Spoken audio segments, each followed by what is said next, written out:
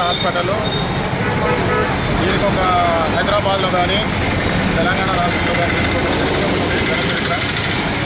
అంటే చిన్నపిల్లలకు డెలివరీ అయిన ఏ స్త్రీ అయినా కానీ చిన్నపిల్లలకు చిన్నగా ఏది ఇన్ఫెక్షన్ వచ్చినా కానీ ఏదైనా తెలంగాణ రాష్ట్ర వ్యాప్తంగా ఈ న్యూరోపర్ హాస్పిటల్ వాళ్ళు అడ్మిట్ అవుతున్నారు. దాని భాగంగానే దాంతోపాటు ఈ పబ్లిక్ భూమి పెరగడం లేదు, పబ్లిక్ పెరుగుతున్నారు, వాహనాలు పెరుగుతున్నాయి, ప్రజలు పెరుగుతున్నారు, కానీ మనకు ఈ భూమి అనేది పెరగదు. దాని అనుగుణంగా ఈ మధ్యన దీనికి ఇంటెన్సివ్ కేర్ అనేది ఎమర్జెన్సీ వార్డ్ కింద ఇంటెన్సివ్ కేర్ అనేది హాస్పిటల్ కూడా ఒక 2 నెలల కిందట ఓపెన్ చేయడం జరిగింది. దాంతోపాటు ఈ గత 6 నెలల తర్వాత ముందు దీనికి ఓపీ బ్లాక్ అనేది ఒకటి ఓపెన్ చేయడం జరిగింది. ఇయర్లీ పొద్దున్న 9 నుంచి మధ్యాహ్నం 2 గంటల వరకు దాదాపు ఈ ఓపీకి డైలీ ఒక 500 మెంబర్స్ వస్తారు. ఓన్లీ ఓపీకి. మరి ఓపీకి ఒక 500 మంది. ఈ ఎమర్జెన్సీ ఇంటెన్సివ్ కేర్లో చిన్నపిల్లలకు సరైన ఏదైనా వాళ్ళు అవయాలు సరిగా లేకుండా ఉండడం, ఇన్ హెల్తీగా ఉంటే ఇక్కడ దాదాపు ఒక 10 రోజులు కానీ 10 రోజులు కానీ ఇక్కడ అడ్మిట్ చేస్తారు. అంటే ఉద్దేశం ఏంటంటే వాళ్ళ పిల్లలతో పాటు వాళ్ళ పేరెంట్స్ ఇక్కడనే ఒక దాదాపు ఒక 2-3 ఉంటారు. అంటే ఈ హాస్పిటల్తో పాటు విస్తరణ పెరిగింది, జనాభా పెరిగింది అండ్ వెహికల్స్ పెరిగినాయి, కానీ భూమి అనేది రోడ్ అనేది మాత్రం అంతే ఉంది. దానివల్ల ఏంటంటే దీంతో పాటు ఎమర్జెన్సీ ఒకటి ఇక్కడ రాష్ట్ర వ్యాప్తంగా FSL ఫారెన్సిక్ సైన్స్ ల్యాబొరేటరీ ఒకటి ఉంది. అంటే పోలీస్ స్టేషన్, రెసిడెన్షియల్ ఏరియా, ఇది ఇంపార్టెంట్ రెసిడెన్షియల్ ఏరియా.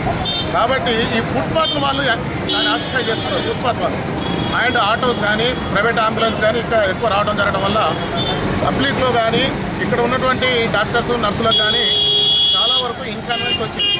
కాబట్టి ఈ ఇన్కన్వీనియన్స్ని మా డీసీపీ గారు శ్రీ రంగనాథ్ గారు వాళ్ళ ఆధ్వర్యంలో ఆయన సూచన మేరకు మేము and GHMC and law and order మా అందరి సహకారంతో ఈరోజు ఈ ఎంక్రోజ్ని సక్సెస్ఫుల్గా చేసి మేము తొలగించినాం.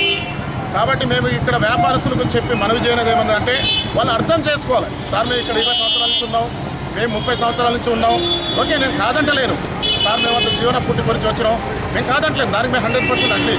కానీ ఇక్కడ జనాభా పెరిగింది, హాస్పిటల్ పెరిగింది, దాంతోపాటు మనకు వెహికల్స్ ప్రతి ఇయర్ చూడండి ఒక చిన్న పిట్టి బిజినెస్ కాదు కదా, మామూలుగా రిక్షా తొక్కేవాళ్ళు కూడా ఈరోజు వెహికల్స్ పెరిగినాయి, ఆటోలు పెరిగినాయి, పొల్యూషన్ పెరుగుతుంది. కాబట్టి మనం దాన్ని అర్థం చేసుకొని నేను 30 సంవత్సరాలు అంటే అప్పుడు 30 సంవత్సరాలు జనాభా అంత లేదు, ఈ హాస్పిటల్ యొక్క విస్తరణ అంత లేదు, దాని రాకపోకలు తక్కువ ఉండేది, ఎక్కువ ఉంది. కాబట్టి మీరు అర్థం చేసుకుని దీని యొక్క గ్రావిటీని అర్థం చేసుకొని మాకు సహకరించవలసిందిగా కోరుచున్నాము.